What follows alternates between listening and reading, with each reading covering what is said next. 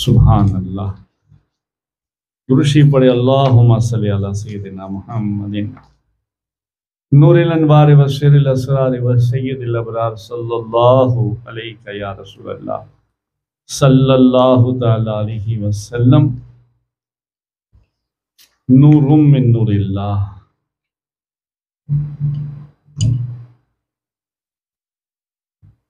حضرت عبداللہ بن ابی الجدہ رضی اللہ تعالیٰ عنہ سے روایت ہے، رسول اللہ صلی اللہ علیہ وسلم کو یہ فرماتے ہوئے سنا ہے کہ رسول اللہ صلی اللہ علیہ وسلم نے فرمایا، میری امت کی شفاعت سے قبیلہ بنو تمیم کے آدمیوں سے بھی زیادہ میرا ایک امتی جنت میں لے کر داخل ہوگا۔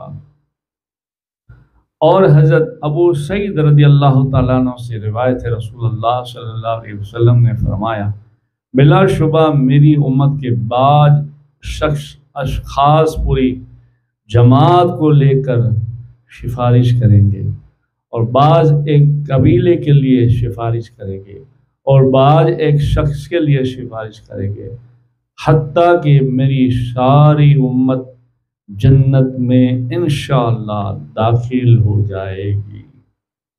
حوالہ ہے مشکوٰۃ شریف کا۔ درود شریف پڑھے اللہم صلی علی سیدنا محمد نور الانوار و سر الاسرار و سید الابرار۔ یہ ہیں فضائل امت مصطفیٰ صلی اللہ علیہ وسلم۔ ایک آدمی تو ہمارے سرکار کے خاص الخاص کیسے کیسے اولیاء اللہ پڑے ہیں، اور کیسے کیسے اور کتنے کتنے واللہ عالم بخشا کے وہ جنت میں لے جائیں گے۔ جیسے غوث پاک فرماتے ہیں کہ میں میرے مرید کو جنت میں لیے بغیر نہیں جاؤں گا۔ جیسے غریب نواز فرماتے ہیں، اس طرح سے پتہ نہیں کیسے کیسے اولیاء کرام ہوں گے جو اپنے مریدوں کی فکر میں ہوں گے، اور سب سے بڑی فکر کرنے والے تو ہمارے آقا کریم صلی اللہ علیہ وسلم ہے۔ سبحان اللہ۔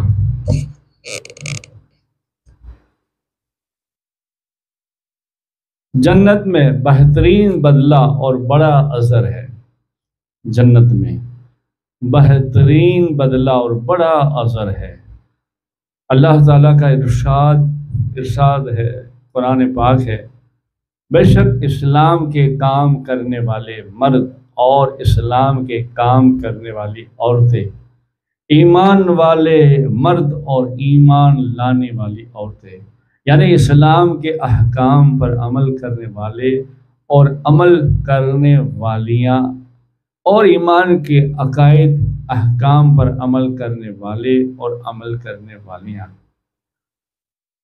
اور اسلام اور ایمان کے عقائد کے مطابق عقیدہ رکھنے والے مرد اور عورت، فرما برداری کرنے والے اور فرما برداری کرنے والی عورتیں، یعنی وہ نیک اعمال اپنی خوشی سے کرنے والے ہوں، وہ زبردستی نہ ہو، اور راست باز مرد اور راست باز عورتیں، یعنی نیت اور عمل سے سچے ہو، ریاکار نہ ہو، منافق نہ ہو، دکھاوا نہ ہو، اور صبر کرنے والے مرد اور صبر کرنے والی عورتیں، اس میں بھی تکبر نہ ہو، جو بھی داخل ہو اللہ کے رسول کے لیے ہو، اور نماز اور عبادت، توجہ، قلب، جوارح اور خیرات کرنے والے مرد اور خیرات کرنے والی عورتیں،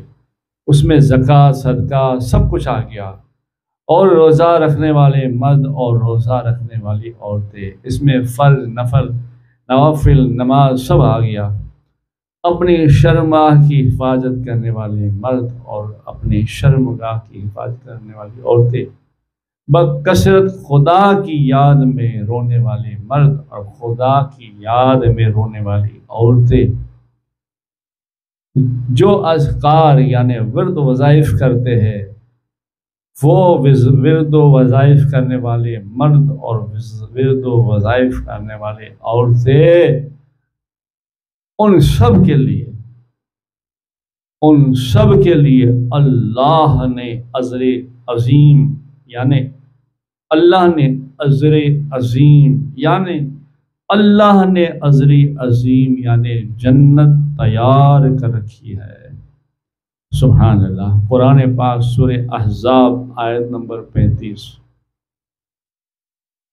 تم اس بات کو خوب جان لو کہ تمہارے مال، تمہاری اولاد ایک امتحان کی چیز ہے۔ دیکھے کون ان کی محبت کو ترجیح دیتا ہے اور کون اللہ تعالیٰ کی محبت کو ترجیح دیتا ہے، یعنی بڑھاوا دیتا ہے، قبول کرتا ہے۔ تم ان کی محبت کو ترجیح مت دو، اگر ان کے منع کیے ہوئے راستے پر چلے اسے منع کرو۔ اس بات کو بھی یاد رکھو، اللہ تعالیٰ کے پاس ان لوگوں کے لیے جو اللہ کی محبت کو ترجیح دیتے ہیں بڑا عظیم انعام موجود ہے، جس کے سامنے یہ دنیا اور دنیا کی ساری لذتیں، کھانا پینا، اٹھنا بیٹھنا، یہ چمک دھمک، دنیا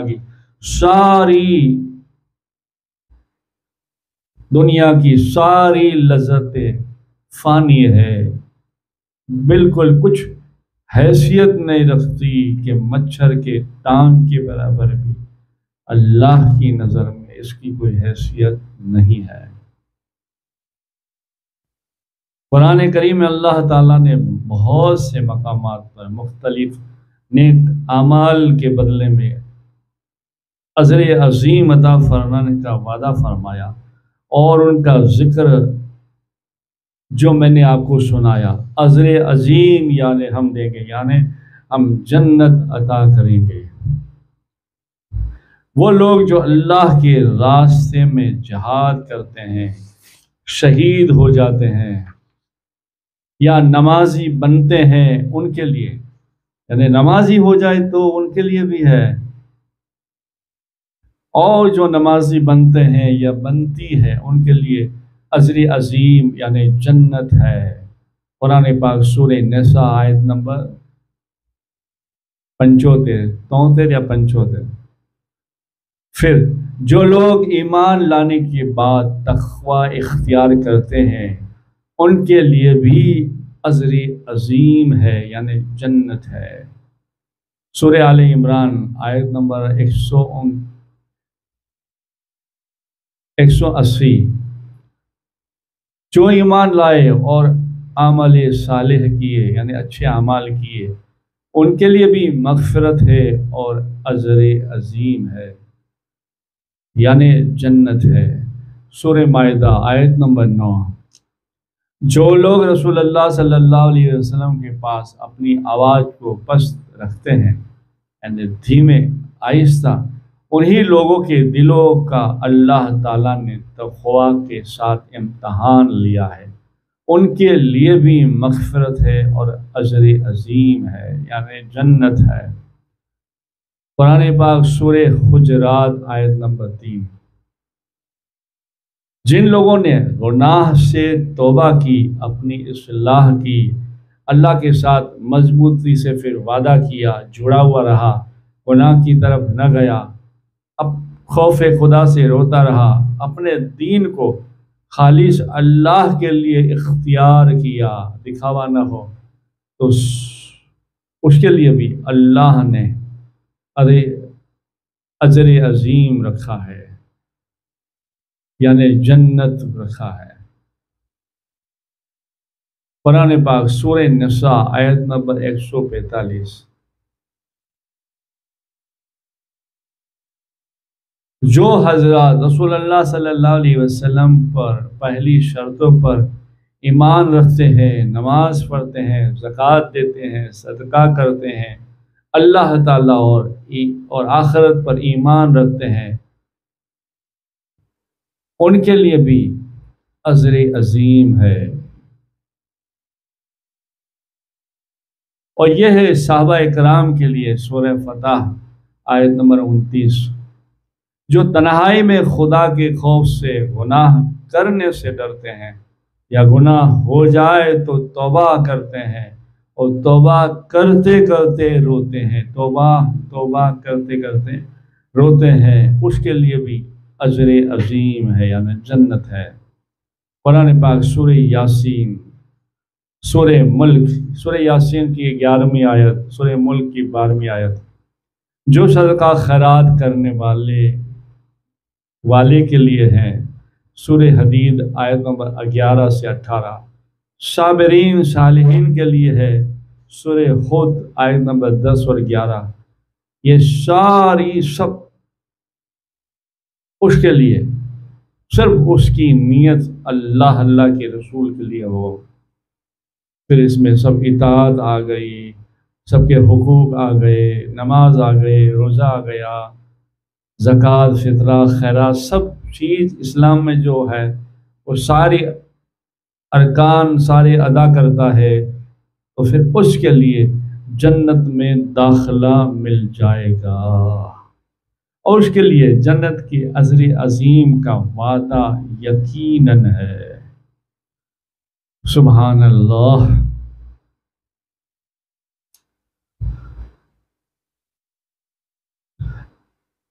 اللہ تعالیٰ ارشاد فرماتا ہے، اور یہ کفار لوگ دنیائی زندگی پر اور اس کے عیش و عشرت پر اتراتے ہیں، اور ان کا اترانا بالکل فضول اور غلط ہے، کیونکہ یہ دنیائی زندگی اور اس کی عیش و عشرت آخرت کے مقابلے میں کچھ سامان نہیں۔ ارشاد خداوندی ہے، اور نہیں زندگی دنیا کی مگر سامان دھوکے کا ہے۔ سورہ حدید آیت نمبر 20، اور نہیں زندگی دنیا کی مگر سامان دھوکے کا ہے۔ اللہ تعالیٰ نے اس آیت سے دنیا کی حالت کو بہت معمولی، اس کی شان کو حقیر بتایا، اور حدیث پاک ہے، اللہ کی قسم دنیا آخرت کے مقابلے میں کچھ نہیں ہے، مگر اس طرح ہے جیسے تم میں سے کوئی شخص اپنی انگلیوں کو یا اپنی ایک انگلی کو دریا میں ڈبا دے، پھر دیکھ لے ڈبانے والے کے پاس وہ انگلی کتنا پانی لاتی ہے۔ یہ ہے دنیا کی حقیقت۔ حضرت خواجہ حسن بصری کی نصیحت۔ حضرت خواجہ حسن بصری نے یہ آیت کل متاع الدنیا قلیل پڑھی اور فرمایا، آپ فرما دیجئے کہ دنیا کے عشرت بہت معمولی ہے۔ حضرت نے فرمایا، اللہ تعالیٰ اس شخص پر رحم فرمائے جس سے اس آیت کے مطابق دنیا میں زندگی گزارے، اللہ اسے توفیق دے، آپ کو بھی اور مجھے بھی۔ اور اپنی نیند میں وہ دیکھا جو اسے پسند تھا، پھر آنکھ کھل گئی۔ یہ ساری کی ساری اول سے آخر تک ایسی ہو۔ موت کے ہر وقت کفن باندھ رکھنا ہے، ہم اس سے غفلت میں ہیں جس کا ہم سے مطالعہ کیا گیا ہے۔ دنیا اور اس کی زیب و زینت ہرگز میلان نہ کرنا، اس کے خوبصورت ناز انداز سے دور بھاگنا۔ تمہارے وہ دوست کہاں ہے، تمہارے وہ پڑوسی کہاں ہے، تمہارے وہ رشتہ دار کہاں ہے جو ان کے وہ مکین میں تھے، وہ ان کے مکان میں تھے۔ یعنی موت آئی اور چلے گئے، ایسے ہمیں بھی چلے جانا ہے۔ تو جہاں تک ہو سکے اللہ کے رسول کی اطاعت کریں۔ انہوں نے موت کو ناپسند کیا، مگر موت آ کر رہی، اور موت کا پیالہ اس سے پلا دیا گیا، اور مٹی کے پارٹوں کے نیچے دفن کر دیا گیا۔ ساتھ میں آنے والے اس کے نیک اعمال آئے، باقی سب وہاں کا وہاں رہ گیا۔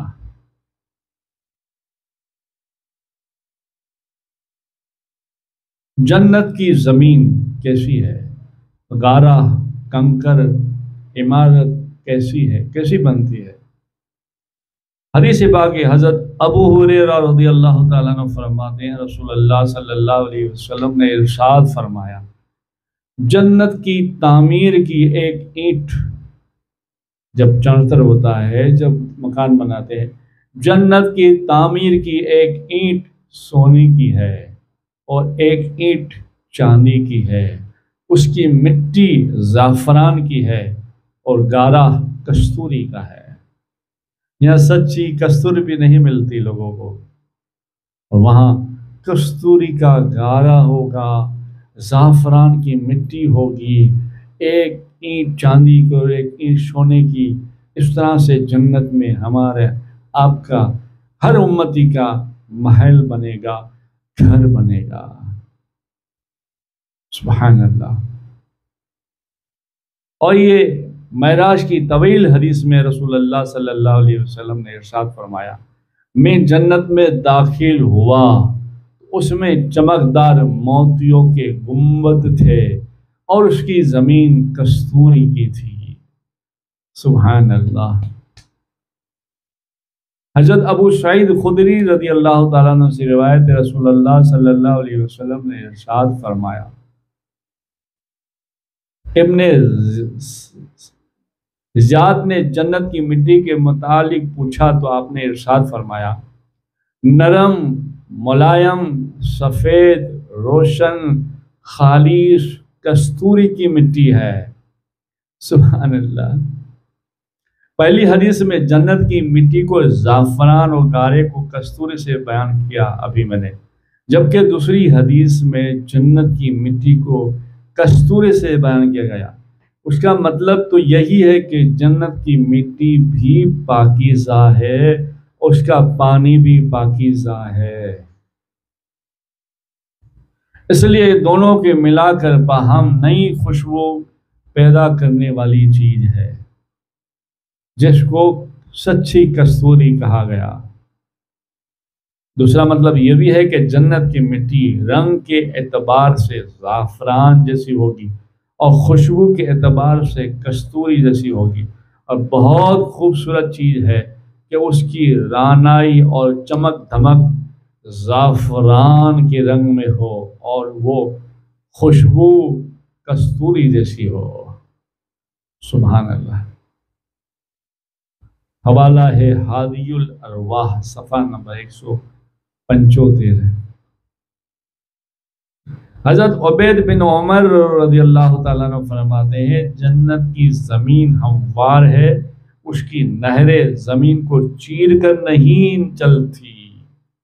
سبحان اللہ۔ حوالہ صفت الجنت ابو نعیم۔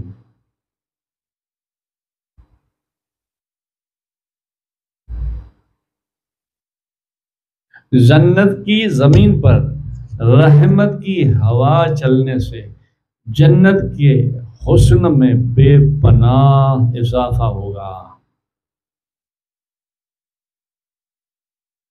نہیں ایک دوسرے کہیں ہوا کھانے کے لیے لوگ جاتے ہیں، بہت سارے ہمارے انڈیا راجستھان میں بھی ہے، مہاراشٹر میں بھی ہے، کچھ پہاڑی وہاں اچھی ہوا ہے، چلو جاتے ہیں۔ تو یہاں جنت میں بھی ہوا چلے گی، ماشاءاللہ۔ اللہ پاک تمہیں مجھے رحم کرم فرمائے اور ہمیں ایسا عمل کرنے والا بھی بنائے اور ایسا کام کرنے والا بھی بنائے، پھر ایسی امید بھی رکھیں۔ حضرت ابو ہریرہ رضی اللہ تعالیٰ عنہ سے روایت ہے، رسول اللہ صلی اللہ علیہ وسلم نے ارشاد فرمایا، جنت کی زمین سفید ہے، جس کے میدان کافور کی چٹان ہے، جس کو ریت کے ٹلوں کی طرح کستوری کے احاطہ کر رکھا ہے، اس میں جاری نہریں چلتی ہے، اس میں جنتی جمع ہوں گے، بڑے درجے کے بھی اور چھوٹے درجے کے بھی، اور وہ آپس میں ایک دوسرے سے ملاقات کریں گے اور باہم تعارف کریں گے۔ ان پر اللہ تعالیٰ ایک ایسی ہوا چلائے گا، سبحان اللہ، ایسی ہوا چلائے گا تو وہ رحمت ان جنتیوں کو کستوری کی خوشبو سے معطر کر دے گی۔ پھر جب جنتی مرد اپنی بیوی کے پاس لوٹے گا اور وہ اپنے حسن پاکیزگی میں بڑھ چکا ہوگا، تو وہ بیوی کہے گی جب آپ میرے پاس سے گئے تھے تو آپ کے حسن پر میں فرفتہ اتنی نہیں تھی، اب جب آپ واپس آ رہے ہیں تو میں آپ پر جان دے رہی ہوں، فرفتہ ہو رہی ہوں، لیکن بات کیا ہے؟ تو وہ کہے گا ہم اللہ والے، ہم نیک لوگ آپس میں ملے تھے اور اللہ نے رحمت کی ہوا چلائی، اس ہوا کی وجہ سے ہم میں حسن میں اور اضافہ برکت ہو گئی۔ سبحان اللہ۔ اللہ تعالیٰ تمہیں اور مجھے ہدایت نصیب فرمائے اور اچھے اعمال کرنے کی توفیق عطا فرمائے۔ جنت میں جانے کا سیدھا اور اچھا راستہ بس 2-3 ہے، جو میں نے میری عقل سے تھوڑا سوچ کے سب کچھ کتابیں ادھر ادھر دیکھ کے جو پڑھا ہے وہ یہ ہے۔ پہلے تو عقیدہ، نماز، حقوق، اس کے بعد اللہ کی یاد میں رونا، اللہ کے رسول کی اطاعت کرنا، اس میں نماز 5 آ گئی اور سارے حقوق آ گئے، روزہ وغیرہ سب، اور پھر درود و سلام کا زیادہ سے